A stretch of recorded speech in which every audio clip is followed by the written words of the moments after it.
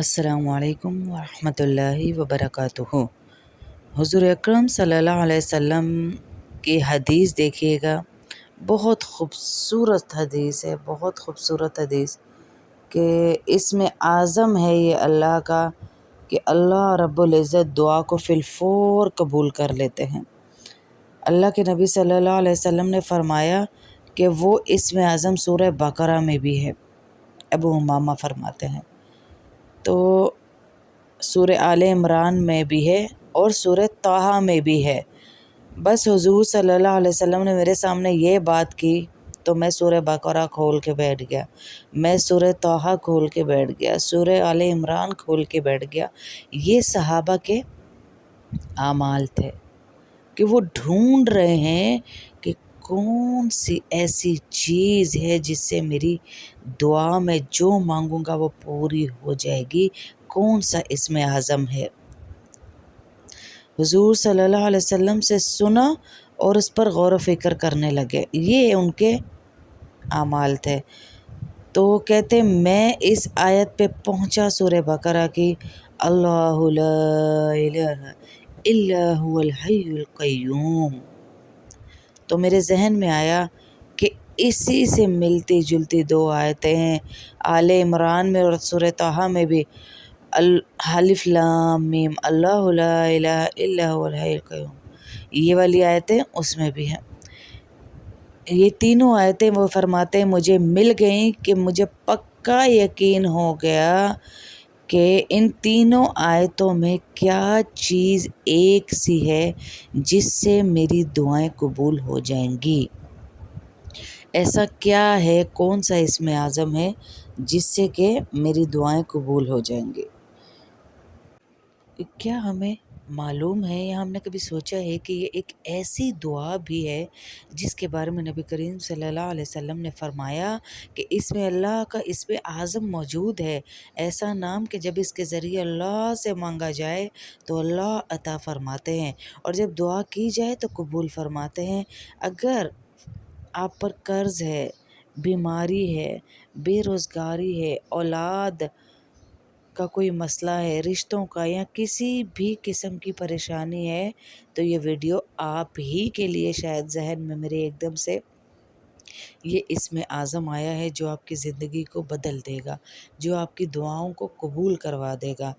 آج میں آپ کے سامنے ایک بہت عظیم اور بابرکت ذکر شیئر کرنے جا رہی ہوں جس کا تعلق اللہ تعالیٰ کے اسم اعظم سے ہے۔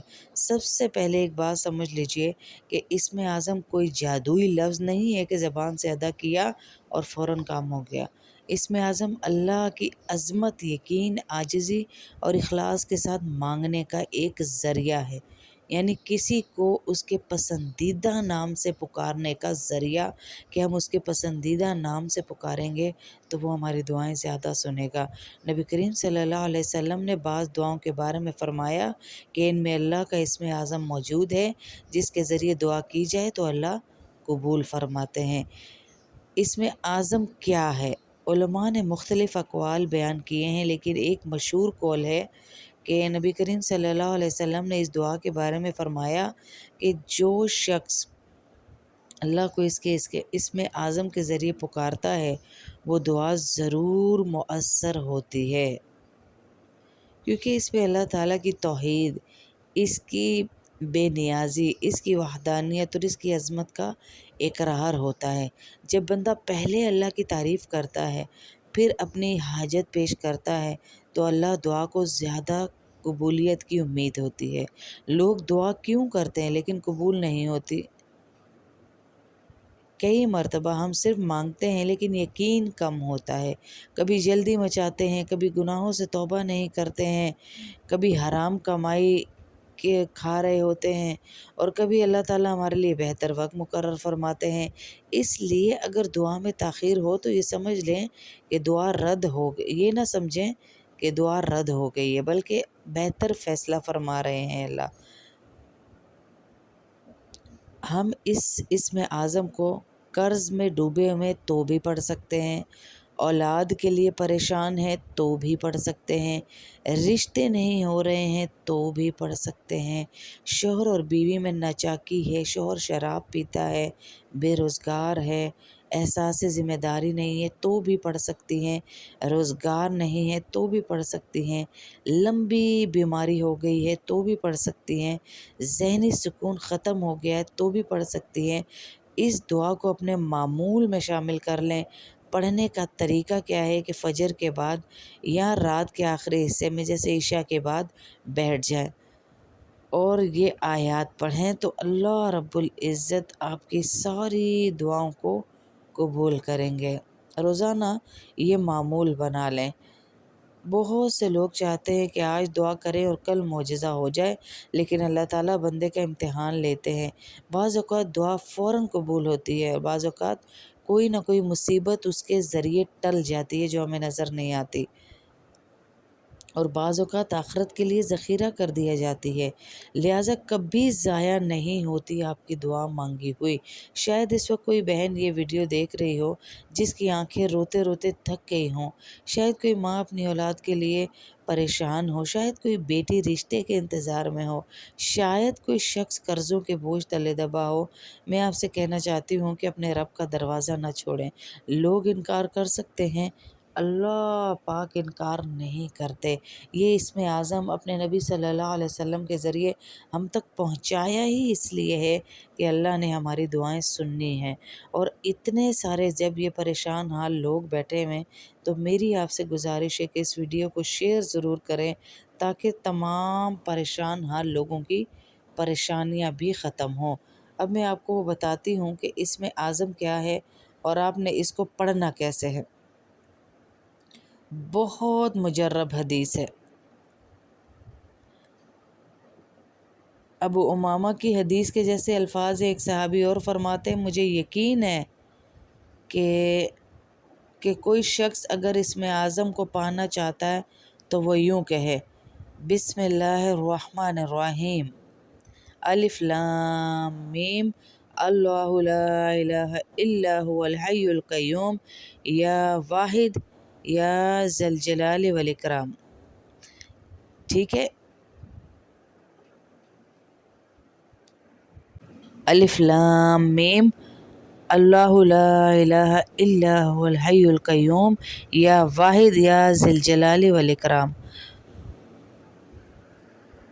الف لام میم، اللہ لا الہ الا هو الحی القیوم، یا واحد یا ذی الجلال والاکرام۔ الف لام میم، اللہ لا الہ الا هو الحی القیوم، یا واحد یا ذی الجلال والاکرام۔ 313 مرتبہ پڑھ کر عشاء کے بعد یا کسی بھی ٹائم جو آپ کو صحیح لگے دعا کریں۔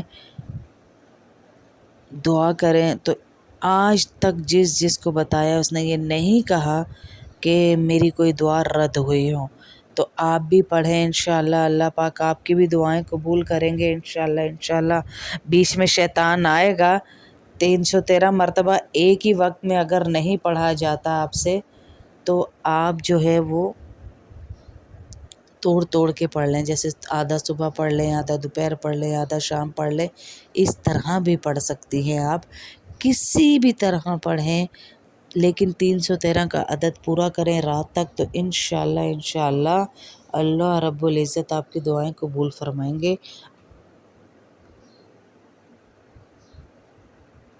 اور دعا سب کے لیے کریں جب آپ پڑھیں کہ اللہ جتنے پریشان ہیں ان کی پریشانیاں دور کر دے، جتنے قرض دار ہیں ان کے قرضے اتار دے، جتنے میاں بیویوں میں ناچاکیاں ان کی یہ ناچاکیاں دور کر دے۔ سب کے لیے جب آپ دعا کریں گے تو انشاءاللہ اللہ پاک آپ کی بھی دعا کو قبول کریں گے انشاءاللہ۔ سب کے لیے دعا کرنے کی عادت ڈالیے، اور یہ اسم اعظم تو بہت ہی طاقتور، مجرب اور عظیم اسم اعظم ہے۔ اس کو آج سے ہی پڑھنا شروع کیجیے اور ویڈیو کو شیئر